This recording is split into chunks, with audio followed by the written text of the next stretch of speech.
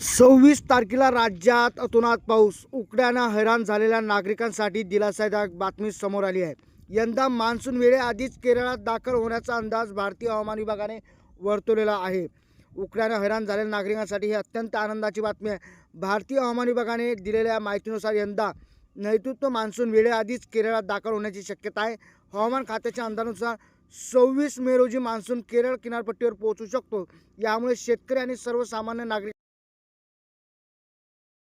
पुढील 24 तासात अंदमानात मान्सूनसाठी पोषक परिस्थिती. IMDच्या माहितीनुसार पुढील 48 तासात दक्षिण अंदमान, समुद्र, बंगालचे उपसागर आणि अंदमान निकोबार बेटामध्ये मान्सूनच्या आगमनासाठी अनुकूल वातावरण तयार होत आहे. 16 मेच्या आसपास मान्सून अंदमान परिसरात दाखल होण्याची शक्यता वर्तवण्यात आली आहे.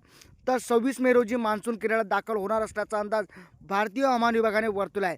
त्याचबरोबर ईशान्य भारत व दक्षिण मुसळधार पावसाचा अंदाज व्यक्त करण्यात आला आहे. तमिळनाडू, केरळ, पुदुचेरी, माहे दक्षिण करण्यात जोरदार पावसाची शक्यता हवामान विभागाने वर्तवली आहे. ईशान्य भारतात मुसळधार पावसाचा इशारा. 13 ते 19 मे दरम्यान भारतात अतिमुसळधार पाऊस होण्याची शक्यता आहे. काही भागात ताशी 50 ते 100 किलोमीटर वेगाने वारे वाहू शकतात असा सुद्धा अंदाज देण्यात आलेला आहे. एकीकडे मान्सूनच्या आगमनासाठी अनुकूल परिस्थिती निर्माण होत असताना दुसरीकडे उत्तर पश्चिम आणि उष्णतेची लाट कायम आहे.